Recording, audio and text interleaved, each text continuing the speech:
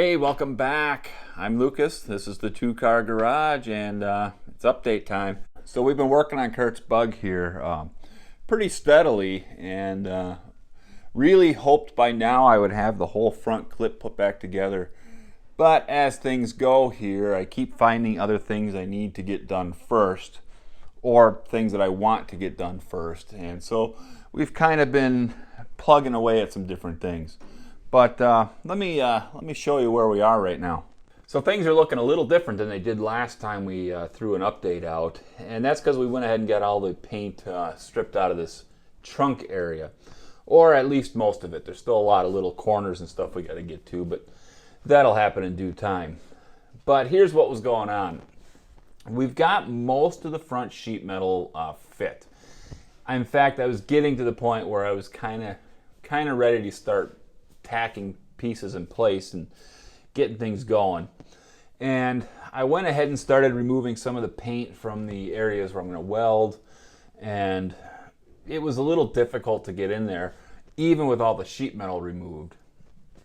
So I figured now would probably be the best time to just go ahead and remove the rest of that paint all the way up, because it's nice not having this front clip in place, because I can get in here and just have better places to stand.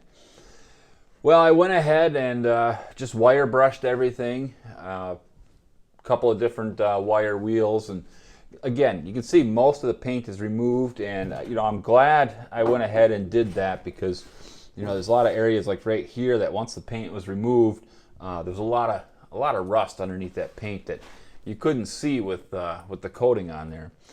So again, it's a good thing we went ahead and took care of all this now. You can see a lot of corners I still have to get down inside the front quarter panels. We still need to get down inside there a little bit. And then everything under the gas tank I still need to work on. This area I'm going to wait though until I pull it back off of the chassis. That way I can actually sit underneath it and just have an easier time of getting in there. We've managed to get everything cleaned up, and really it's not looking too bad. Now, after I got all the paint stripped off, I started doing more test fitting and just mocking things up, kind of seeing how things were gonna lay out here. And I figured this would be a real good time to grab the new front beam and fit that in place and see if we have any issues. The beam that we went with was an air-cooled 4-inch narrow beam. It's a good companion to the airbags that we're going to be running. And I know that because it's so much narrower that there can be some fitting issues, especially in a car that's had front end damage. And we know that this thing was damaged pretty badly in its past. So I went ahead and pulled the old beam off and grabbed the new beam and did some fitting. And boy, am I glad I decided to do it now, because there was a lot of work involved to get this thing to fit. Let me show you what's going on here. Well, here it is. Here's the new beam. It's been fit in place, and everything's bolted up tight. And the first thing I want you to note here is we have it covered in some shrink wrap. I just have a roll of this packing shrink wrap stuff, and I went ahead and I wrapped the entire beam everywhere that there was a potential for it to come in contact with anything. And I just knew that I was going to have this on and off a couple of times, and I didn't want to risk scratching all the powder coating. So just taking a few minutes and wrapping all that up just ensures that I don't damage my brand new piece here. So once I got this all put up into place, we had some interference issues, and it really has to do with this upright right here. And what was happening is it was actually hitting the underside of the inner fender well here, both on the upright here as well as the flat surface here. So we ended up having to do a lot of clearancing to get this to fit. Let me bring you in close so you can actually kind of see this gap that's in here. So here is the a view kind of from the front here, and you can see just how close this actually is to touching this inner fender. And in fact, when I first put it up there, it was touching. So this back corner of the upright on the beam was hitting right here, as well as the nose was hitting right up in here. And I now have plenty of clearance. You can see if I just take some some cardstock here. I can run that through. It's a little hard to see on camera, but I've got about 1/8 of an inch gap now between the upright and the body. And really, I think that's about all I'm gonna go after here. I think once we get the inner fender well painted and then we get some undercoating on here, we're still gonna have plenty of room here, and I'm not too worried about there being any interference after we get things done. You know, this shock tower is pretty stiff, and once the body's all shored up, I'm not worried about it. Well, here is a view on the inside of where we actually did the clearancing here. And it's a little hard to see on the camera, these reflections and stuff here. But this little section right here was straight from this point to this point. It was just straight across, and there was a nice curve all the way around and through here. And if you look carefully here, you can actually see that it bulges up right here as well as back here. And so what we ended up having to do is we had to really bring this whole section straight up. And in fact, you'll notice this corner here is a lot sharper than these corners here. And that was, again, to make sure that we had more of a 90-degree corner to clear that shock tower. And so we really had to bring it up quite a bit. And no magic. It was just a lot of hammer and dolly work. You know, we used our large hammers to kind of get the metal moving. Once we got it to the point where it was going to clear for us, and we went through and smoothed it out with our body hammers and dollies. There's still a little bit of work that needs to be done. I see a couple bulges here and there. So we'll come back and do some fine tuning as we get things closer to the end here. But I just wanted to kind of give you an update as far as where it is. Something else to note here, if you look, there's a big hole I drilled in the body right here. And this is actually so I can access the shock bolt that holds the upper shock mount in. These beams do not have a built-in upper shock mount. It's just bolted in. And there's just a large Allen head bolt that holds it together, and it's a pretty slick setup.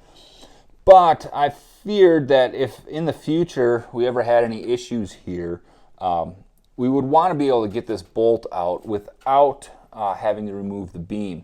You know, again, it's up tight to the inner fender here.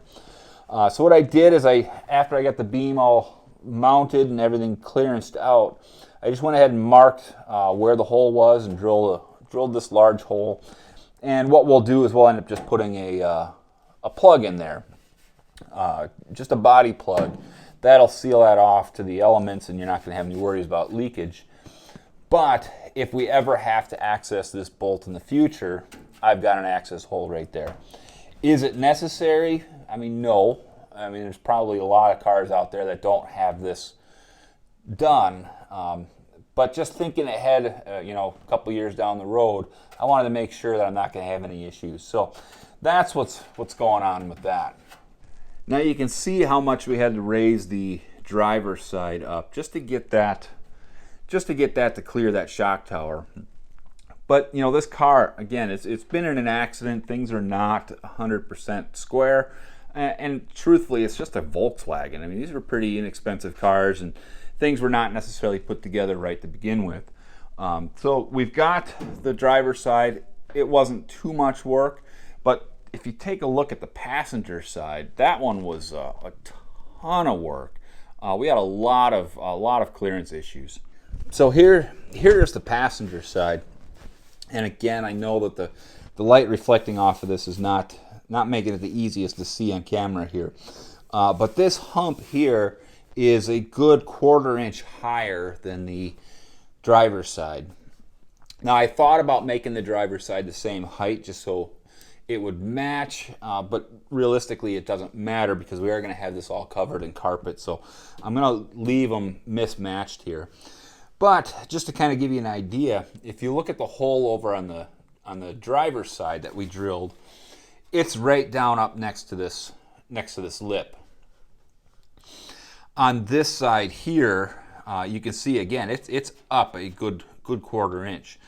So that tells me that this whole this whole side of the car is actually down about a 1/4 inch. And I looked at trying to see if I could here at home kind of straighten things out, and I really don't have any good methods for it. And really, it doesn't matter, because once everything's put together, as long as it looks good, that's all that matters. So we went ahead and got this hump put in here, and you know, again, it was quite a massive undertaking. We had to raise the whole roof here, as well as we had to bring it in quite a bit to clear the tower. And then once we got all that moved around, then I had to go through and, you know, make it look good again. You're never going to see it because, again, it'll be covered in carpet. I'm going to have some panels here, carpeting here, and so I probably could just leave it where it is. But we are going to go back through and do a little more cleanup work just so it doesn't look quite so butchered, I guess. So that is just a prime example as to why you always want to test fit all of your new parts, especially when you're doing this type of customization work. Somebody once asked me a while back why I'm doing all this work up front. Why don't I just finish the body and get everything cleaned and painted and then start bolting all my new stuff on there? And this is exactly why. If I would have not fit this new beam and then just moved ahead with all my other work, I would have been sorely disappointed when it came time to actually fit it, because no matter what, this work was going to have to be done, and I really didn't want to have to do it on fresh paint. So it won't be too long before we actually have this whole car complete. It'll be all assembled, we'll have all of our customizations done, and it'll still be in just this raw form. And that's on purpose, because I don't want to have any paint on here. I don't even want to have primer on here and then find out that something's screwed up and I gotta do a whole bunch of messing around. So we'll be continuing with all this customization, all this repair work, until we actually have the car done. There are some things that I'm not going to have complete, but it'll be close. And then at that point, will you see us go through and start doing some of the finish work, the pretty work. But again, you know, a prime example as to why you always want to test fit all your new stuff. I don't care what any online marketer tells you. The stuff is not guaranteed to fit. There's always going to have to be some sort of work to make everything work right. Now, beyond all just this work we've done up here as far as stripping the paint and fitting this new beam and getting all the front sheet metal fit, I've gone ahead and done some other prep work here. When we fit the fenders, if you saw the episode where we fit the fenders, we went ahead and removed the seal channel that was on here, and then found that this was all covered in rust, pretty heavy scaly stuff. In fact, if you look close here, you can see just how pitted everything is in here. And this was just, again, it was all super heavy rust. And I went ahead and started removing all of that. There are still a few spots. You can see a spot right there where there's still some rust. The other side is a little bit worse. But I wanted to get as much of this crap out of there as I can now, just to save me some headaches later. Now this cowl, I've gone ahead and I removed the seal channel from here. In fact, you can still see the areas where it was spot welded. I just left those. We'll come back and cut those off later. But I mean, this area up here is really, really bad. In fact, you can still see patches of rust in here that we have to go after. And I'm not going to go any further right now. I'm just going to leave it until I start patching these holes, and then we'll kind of clean all that up. And then I have to decide how far I want to go with all this pitted metal. You know, because we want to make sure that we don't have any holes developed down the road. But I mean, look at this. You got holes up in here. All those are going to need to be filled. You got all these holes here in the middle of this cowl area. Again, I mean, all the holes that are in here. You see all these dark spots. Most of that is just that heavy, scaly rust that hasn't been removed yet. So we've still got a lot of work to do in here. But at least we've got a much cleaner surface to work with now. Now, the way I've been removing all this heavy, scaly rust really just involves a lot of wire brushing. I've just got a wire wheel on my angle grinder, and I remove as much of it as I can with that. And then for the stuff that really didn't want to chip out with the wire brush, I've got this this crud cutter stuff. And if you followed along since we started, like on the heater channels and the floor pans and all that, we use this stuff to dissolve a lot of the rust in there. And it's not the greatest. Honestly, the only reason I'm using it now is because I have 3 bottles of it and I just want to get it used up. This is a household type cleaner, so it's a little bit on the weaker side. I think something like a navel jelly would work much, much faster. But really what I ended up doing is after I wire brushed everything, I wiped it down with some water just to get rid of any dirt and dust that was on there. Sprayed this stuff on there and let it sit for an hour. And then I came out and I wire brushed that by hand and then wiped it off and applied it again. And I think it took three coatings of that to get it to the point where it's at now. So again, not the best, it's awfully slow, but I have so much of it and I might as well use it up where I can. But at least we've got it taken care of now. And I have less concerns about dealing with this stuff in the future, and most importantly, we're removing all the rust, so we're not going to have any issues with with paint bubbling up or anything down the road. So that's about it. That's our update for the week, and I know I've been saying it for a couple of weeks now, but we are just about ready to go ahead and get this front clip finished up. We're going to do some more cleanup today, finish kind of cleaning up all this excess paint that's left behind. I want to make sure all that's good to go. I do need to get this front beam taken back off. We're going to clean up the back side of this header panel here, so when I go to weld my belly pan in there, I know I've got clean metal back there. And then really we'll do our final work. We'll get the rest of the dent work taken care of on the front quarter panels. We'll make sure that the fenders do in fact fit the way we want them to. We'll get things straightened out. We'll get the hood mounted and use all that to get things lined up. And then I want to have everything attached with screws so we know that everything's going to line up and everything's going to work real well. And at that point, then we can start welding.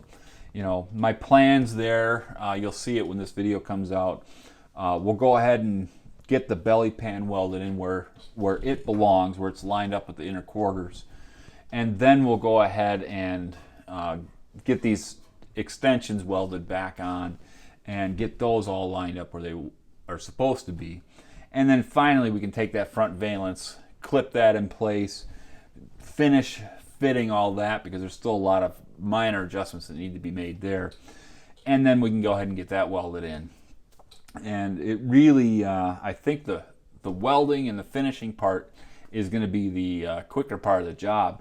And that's typically how it goes. All of the prep work takes the most amount of time. And then welding it just becomes actually pretty easy. So that's where we are. And again, things are moving. Not a lot of work to show right now because I'm saving that for the actual video of what's going on here. But progress.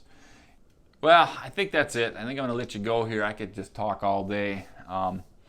But we're getting there. Things are happening. And if you made it this far, thanks again for watching. And, if you have any friends that might be interested, feel free to share this channel with them because at last check, we were at 750 subscribers. I'm almost to the 1,000 mark. As soon as we get to that 1,000 mark, we can actually start making some money off of this thing. If you haven't done so, make sure you like the video and all that, because that always helps us. And that's it. That's all I got. So thanks again for watching and hanging out here. And until the next one, I'll just see you around.